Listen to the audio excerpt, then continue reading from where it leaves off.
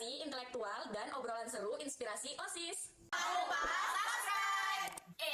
Sebelum lanjut, tekan dulu tombol loncengnya. Assalamualaikum warahmatullahi wabarakatuh. Kembali lagi di channel SMK Negeri 1 Muara Wahab di podcast Geni OSIS, generasi intelektual dan obrolan seru inspirasi OSIS. Perkenalkan, saya Randy Kurniawan sebagai host podcast pada kali ini. Nah, pada podcast kali ini kita akan membahas seputar PKL atau praktek kerja lapangan, dan di sini juga kita kedatangan tamu kelas 12 dari masing-masing jurusan di SMK Negeri 1 Muara Wahab yang telah menyelesaikan masa PKL. Oke, sebelum kita masuk ke pertanyaannya nih, boleh kali Kak perkenalkan diri serta dari jurusan mana nih, Kak? Boleh dong. Hai, perkenalkan nama saya Dika Wahyu Pratama dari kelas 12 MPLB 1.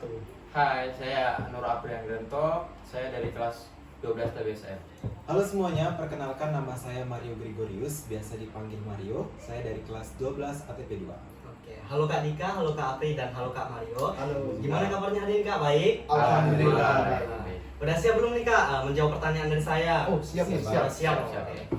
Ceritain dong Kak, gimana sih pengalaman hari pertama selama PKL tuh? Seru nggak nih? Atau bahkan deg-degan nih? Karena kan yang namanya hari pertama, kita masih masa pengenalan lingkungannya. Kita juga belum tahu apakah mendapat pembimbing PKL yang baik, ramah, atau bahkan judes nih. Silakan Kak. Oke, hari pertama nih ya? Iya Kak. Nah, kalau hari pertama pasti kita merasakan gugup ya. Gugup itu wajar karena kita belum tahu kondisi lingkungan baru yang akan kita tempati atau akan kita untuk mencari ilmu baru. Nah, di situ yang namanya takut, deg-degan itu kan pasti wajar tuh. Pasti banget. Pasti banget tuh.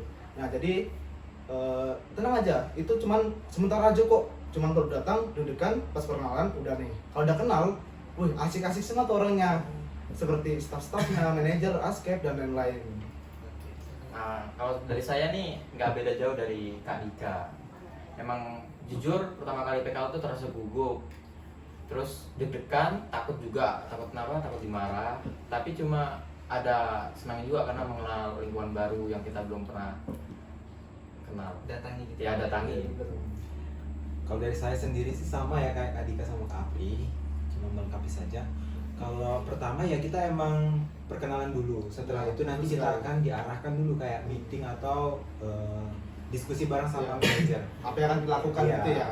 Terus apa yang kita harus dapatkan atau yang harus kita kejar di PKL kali ini gitu loh. Kalau boleh tahu nih Kak, di mana sih tempat Kakak PKL dan apa alasan Kakak memilih tempat itu? Kalau saya sih ya, saya kebetulan PKL di PT Kresna Duta Agro Indo Sinarmas. Kebetulan orang tua saya bekerja sebagai karyawan dan pemrondol. Nah, situ saya memilih tempat tersebut karena sudah rumah dan tempat yang saya PKL itu dekat sekali sama rumah, sekitar 5 menit saja. Nah, di situ saya juga memilih tempat karena udah diperhitungkan dari segi tempat tinggal, dari segi tempat yang saya inginkan, itu udah saya perhitungkan semuanya. Jadi saya PKL itu ya udah tinggal PKL aja karena tempat tinggal itu udah disediakan. Oh, sudah disediakan gitu Iya, ya? sudah disediakan. Kalau dari saya karena sesuai dengan jurusan kan TBSM di bengkel. Nah, tempat saya PKL tuh di bengkel Saiful Jaya motor. Itu di SP2. Kenapa saya milih di situ? Karena enak, tanggung makan, terus tempat tinggal. Oh, jadi semuanya ditanggung Iya, ya? ditanggung. Tinggal hingga makan. Iya. Tanggung semua. Kalau dari saya sendiri itu sama kayak Kak Dika, saya sudah pertimbangkan dari dulu bahwa itu dekat dengan rumah saya, jaraknya juga nggak terlalu jauh ya dari rumah. Oh, jadi Ya. dekat nih Kak? Sebenarnya kami itu disediakan tempat tinggal, sayangnya karena memikir jalan kami ke sana itu lumayan dekat, tapi ya itu teman-teman dari teman-teman PKL saya itu nggak menerima untuk tinggal di sana karena ya itu di kampung juga kan teman. Oh, di kampung ya? Oke. Terus selama PKL nih Kak, biasanya ngelakuin kegiatan apa aja Kak? Kalau saya sih kegiatan yang sering dilakukan itu kan banyak ya. Kita tuh saya jujur ya, saya waktu PKL itu bisa sampai 6 sampai 8 kegiatan dan itu pun tergantung dari arahan pembimbing kita. Nah, kebetulan saya PKL di perusahaan, di situ saya tidak hanya di kantor saja, bisa ke gudang, workshop, kantor dan bagian klinik. Nah, yang paling seru nih juga saya waktu PKL itu kan saya jurusannya perkantoran nih.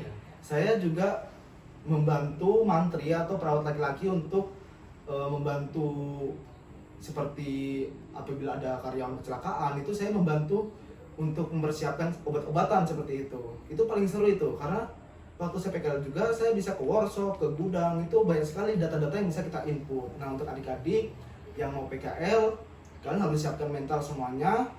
Nah jadi kita akan ketergantungan betul nih.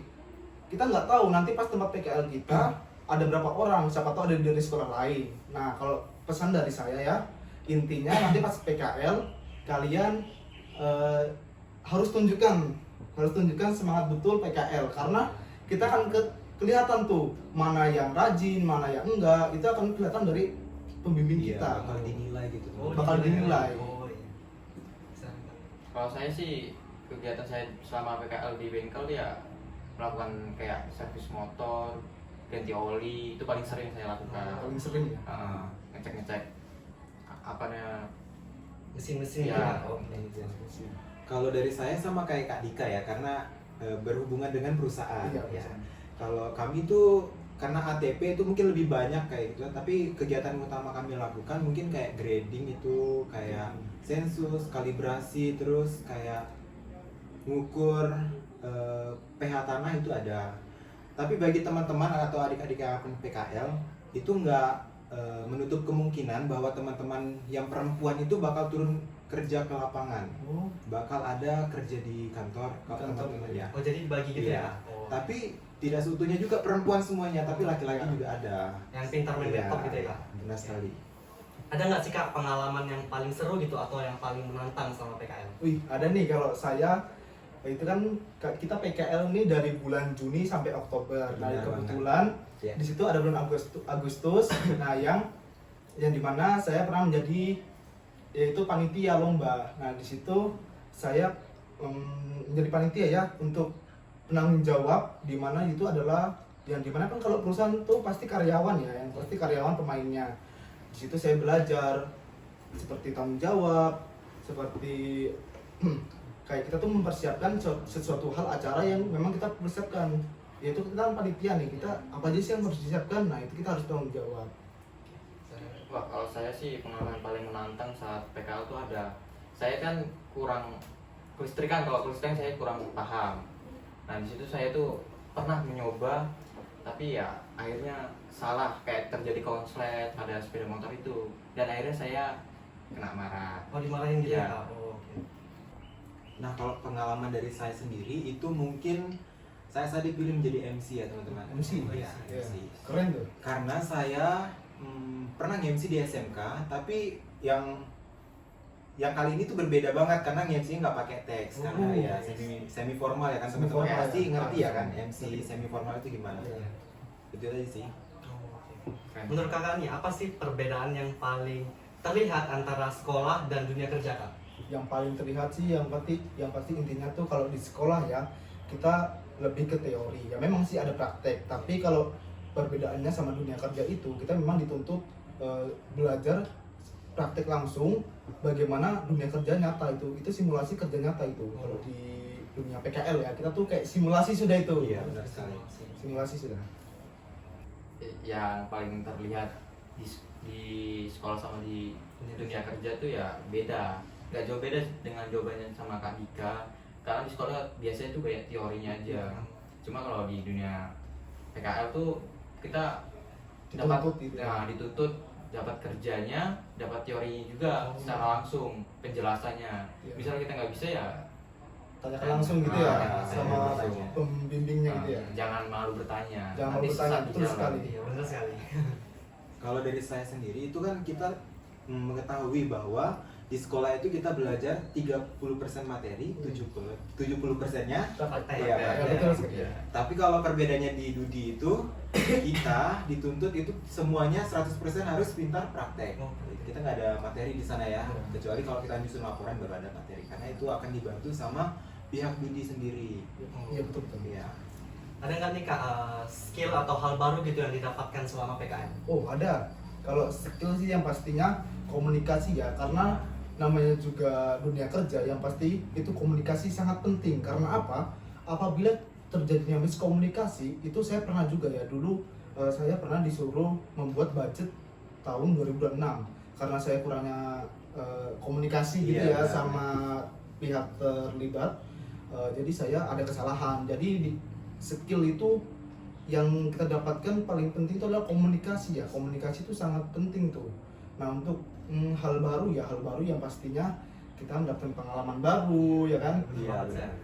Kalau saya karena manajemen perkantoran nih ya, yang pastinya kita lebih bisa seperti mengetik cepat kah, atau menginput laporan, Iya, benar sekali. sesuatu hal yang berhubungan dengan sistem-sistem informasi seperti kayak surat menyurat, Excel dan lain-lain. Iya. Oke.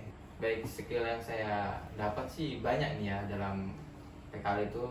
Dapat kayak saya nih nggak bisa bongkar motor, kayak yang di bagian mesin. Oh, iya. Itu saya sekarang bisa dapat gara-gara PKL itu. gara-gara PKL, karena kan kita PKL itu juga menuntut ilmu juga Ya, kan. hal baru gitu ya. Iya, hal baru biar nambah wawasan, nambah ilmu yang tinggi gitu. Iya, Iya. benar, Kak. Oke. Kalau dari saya, skill yang saya dapatkan sama kayak Kak Dika, komunikasi. Karena komunikasi ini sangat penting ya teman-teman. Iya. Bahwa kalau minim komunikasi itu bakal banyak kesalahan. Walaupun Iya, itu betul sedikit sekali. ya. Iya, sedikit. Walaupun itu- sedikit pasti iya. bakal ini. Iya, karena ini di pihak Dudi karena kita sudah dipercaya untuk memegang tanggung jawab yang sangat besar. Gitu. Selama PKL nih Kak, pernah nggak sih ngalamin kendala gitu? Terus cara ngatasinnya gimana nih? Kalau kendala sih pasti ada ya. Kalau saya sendiri karena jurusan manajemen perkantoran dan layanan bisnis, di situ saya pernah mendapatkan kesalahan dalam hal menginput laporan. Ini laporan sangat penting yang dimana untuk mengetahui tonase buah atau jumlah buah, yaitu namanya grading atau monitoring. Nah, saya pernah salah input nih. Saya pernah salah input yang seharusnya ada di hari Selasa, saya malah masukin di hari Rabu. Itu sangat fatal kalau di dunia kerja karena Benar sekali sih. iya betul sekali. Walaupun beda satu kolom itu bakal fatal. Oh, Iya, fatal iya. banget nih Kak. Fatal banget itu.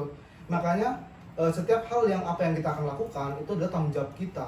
Dimanapun kalian PKL itu, intinya tanggung jawab itu sangat penting. Kita harus ketelitian itu sangat poin penting itu. Poin Iya, pertama penting itu banget. ketelitian. Karena apabila kita ada kesalahan, kita tidak menyadari, laporan sudah di-input Iya, ke pihak Jakarta atau pihak yang memang pimpinan tertinggi, itu sangat fatal. Iya.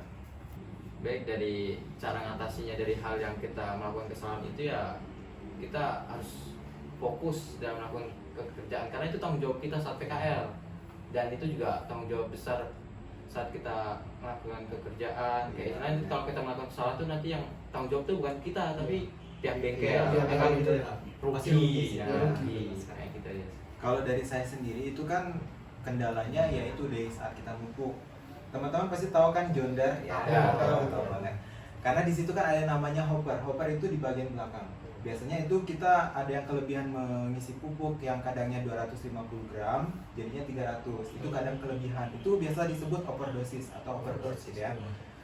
Nah, kendala yang kita lakukan yaitu pentingnya kalibrasi terlebih dahulu ya. Ada nggak nih Kak saran atau tips gitu terkait apa saja yang perlu dipersiapkan oleh siswa-siswi yang akan melaksanakan PKL selanjutnya Kak? Oke, saran dari saya ya buat adik-adik yang mau PKL dimanapun kalian berada, intinya satu, kesopanan itu sangat penting. Iya, benar sekali. Kesopanan itu bagi mereka itu apabila kita kayak nggak sopan nih, misalnya kita ngomong nadanya seperti kayak Iya, tinggi tinggi. atau bagaimanapun, itu pasti kurang mengenakan lah. Yang pastinya kita akan dinilai jelek, dicap buruk Iya. gitu. Nah, tipsnya dan saran saya lagi nih buat adik-adik, satu, komunikasi, dua, tanggung jawab, disiplin, itu sangat penting. Apalagi disiplin nih ya. Kalau memang kalian sudah ditentukan nih, biasanya di tempat PKL kalian akan ditentukan berangkat misalnya ya, Iya. kalau misal di perusahaan jam 7 sudah dari kantor. Nah, saya pernah dulu sering terlambat Iya. karena pas itu kan saya bangun kesiangan. Nah, pas sampai kantor saya kena tegur sama pembimbing saya, lain kali jangan seperti itu ya. Nah, itu bikin kita ini nih, malah bikin kita poin kita berkurang. Iya, benar. Karena itulah penilaian kita, disiplin. Oh, penilaian. Iya, betul sekali. Kalau dari saya sih saran dan tipsnya tuh nggak jauh beda dari Kak Dika. Cuma kalau saran dari saya sih tepat waktu juga ya, sama Iya. jangan malu bertanya. Iya. Saat kalau betul. kalau kita malu bertanya tuh bakal tersesat nanti. Iya. Jangan, pokoknya Kalau kita nggak tahu, Nah, kita tanyakan iya, gitu kan. benar. buat adik-adik itu Iya. jangan malu bertanya. Harus disiplin juga dalam melakukan kegiatan itu. Ya, entah itu jurusan kayak agribisnis tanaman perkebunan, teknik bisnis sepeda motor, manajemen perkantoran dan lain bisnis. Sesuatu hal itu harus ditanyakan kepada pembimbing apabila kita tidak tahu. Nah, masa kita mengerjakan kita tidak tahu sembarang ngisi. Nah, Iya, fatal benar. itu. Fatal banget sih. Fatal banget. Iya. Apalagi kita di dunia kerja, apalagi kita kan lagi posisi di dunia kerja. Iya. Yang pastinya sesuatu hal itu harus dikomunikasikan dan dikonfirmasi. Itu yang saya tahu. Kalau dari saya saran untuk adik-adik yang akan PKL untuk tahun depan mungkin ya Iya. tahun depan sih Tahun ini kan Oh, tahun ini. Iya. Oh ini. Sebelumnya itu harus milih tempat PKL yang dekat tempat tinggal. Iya, Jangan betul sekali. terlalu jauh-jauh. Iya. Terus bahwa saya ini ATP ya, Iya. teman-teman ATP jangan merasa kayak saya ATP, kenapa saya harus kumuh atau tidak rapi gitu. Iya. Walaupun ATP kita harus mencerminkan ATP itu rapi, Iya, bersih, betul ya sekali. kan? Dan juga ketika kita PKL di sana, ikuti aja aturan-aturan kayak pakai APD yang lengkap, Iya. ya karena di sana kan kalau ATP mungkinnya di sawit-sawit, kita kan mungkin nggak tahu kecelakaan kerja gimana, ya kan takutnya ada musibah-musibah, kita kan nggak tahu. Ya, intinya kita memakai Iya. APD gitu ya, Iya. sudah disiapkan oleh perusahaan. Benar. Terus juga kalau misalnya teman-teman harus didisiplin waktu juga sih di sana, karena Iya. kalau ATP ini kita kan turun di lapangan itu, Iya. karena kita harus ikut apel pagi, entah itu apel pagi atau pelaporan siang juga Iya. ada itu. Seperti itu. Nah, itu tadi pembahasan kita seputar PKL atau praktek kerja lapangan. Terima kasih buat Kak Dika, Kak Apri, dan Kak Mario yang telah meluangkan waktunya. Saya sebagai host pamit undur diri. Wassalamualaikum warahmatullahi wabarakatuh. Waalaikumsalam warahmatullahi wabarakatuh. Bye.